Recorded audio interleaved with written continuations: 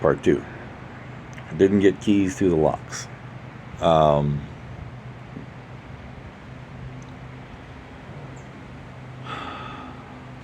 I bought a set of locks. I never ended up buying the shocks. It went totally towards the back of my mind. Um, After I got cancer. And just never did anything with it. I never even replaced the lock set. Still in the house. Still in my garage. Probably gotta find it. But I had it sitting back there. Uh, had it, propped up on some bricks off the ground.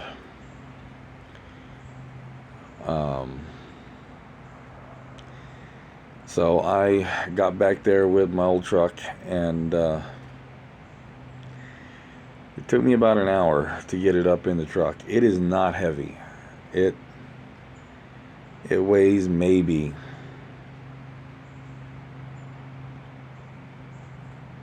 70 pounds, 80 pounds tops. It's not heavy. It's all, aluminum and fiberglass, primarily fiberglass. And it was a struggle. I struggled my ass off. I fell down under it a couple of times, but I already had it propped up on my tailgate, so it didn't come down on top of me. And it was a serious struggle to actually lift the back end of it up into the truck bed, but I did it. I was very proud of myself. I was also in a lot of pain and felt like I had just run a marathon with a, Special Forces 110-pound rucksack on my back. But I got it in the truck, brought it up here to the front yard. It's, easier for me to go to and from the house rather than out to the back property where it was. It's dirty. It's caked in pollen grime. Years of pine pollen. And it really needs a coat of paint. I've got 3 or 4 cans of white Rust-Oleum paint, and it's white. So this weekend, I'm going to. Me and Joey are going to clean it up. And we're going to use masking tape and, tape off the few aluminum bits. We're going to tape off the locks, the ARE emblems. And we're going to clean it up real good and throw a couple coats of Rust-Oleum on it. And next week I'm going to post it to Marketplace.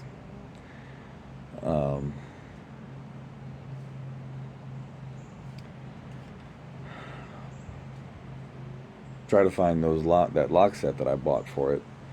If I find the lock set, I'm gonna probably put it up for like $400.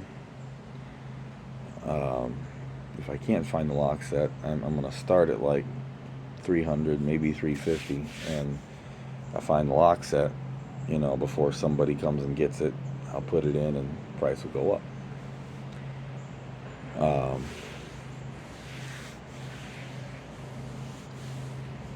I haven't had no luck with the stuff that I've posted so far,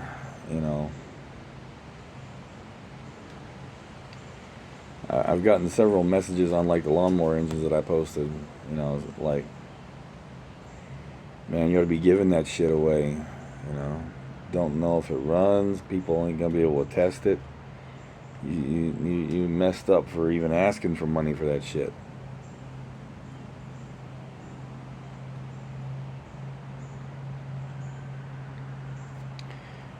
People buy automotive engines all the time off Marketplace without being able to see them run because they're out of the vehicle.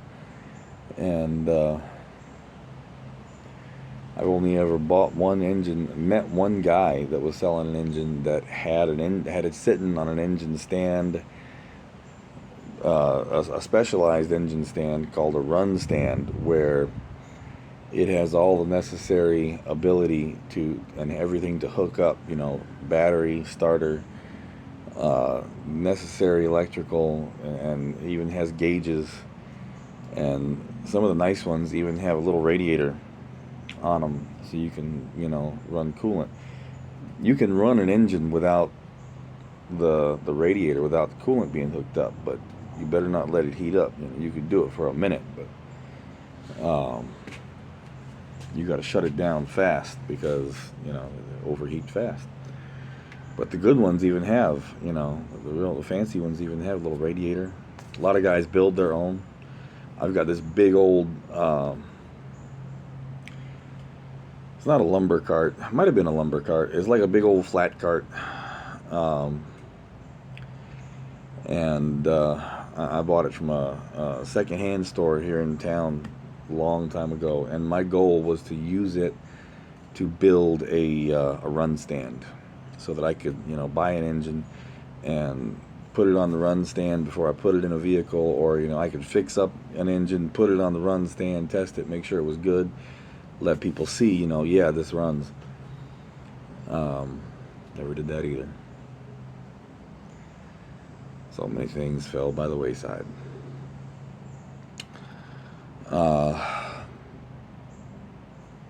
People buy automotive engines and lawnmower engines all the time off Marketplace without them being in something, and you can prove that they run.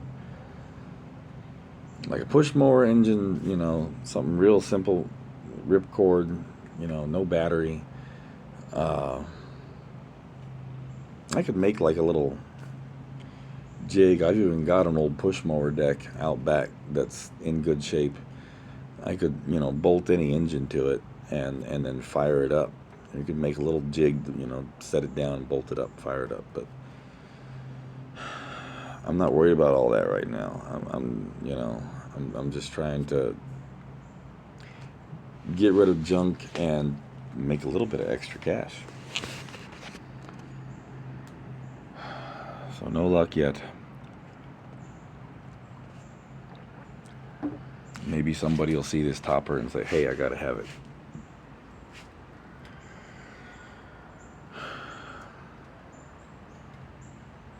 Be kind of sad to see it go, because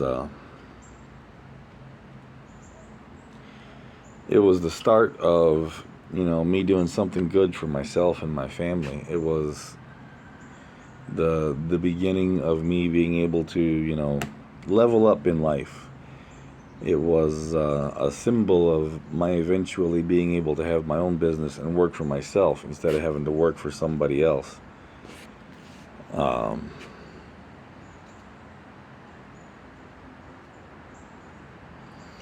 And I've looked at it a few times and been like, I could still do it. I had 5 years with Terminix, so I was able to get my certified operators.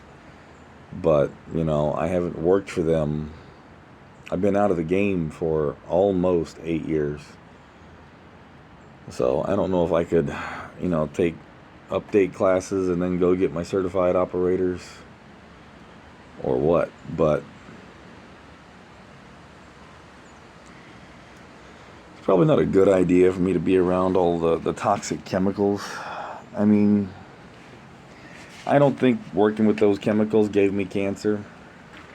My dad's always saying, it might have come from working with the chemicals. I don't think so. My doctors also did not think so, because the toxicity yield on those chemicals, first of all, is very low. And I was always very safe, with the chemicals. I always wore my PPE. I always wore my gloves, and at the very least, a dust mask. If not a respirator, when I was mixing them and handling the dust and all this other shit. I don't think I got cancer from the chemicals. But my immune system was strong back then. Now, my immune system is all but gone. So it's probably not a good idea for me to be working with toxic chemicals on the daily, even once I am stronger.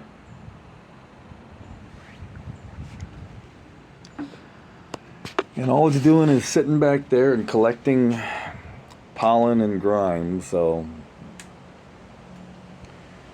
I clean it up, slap a coat of spray paint on it. I think I've got a can or two of sealer, so throw a couple coats of spray paint on it, coat of sealer, by no means professional, but something that'll last for a couple of years at least.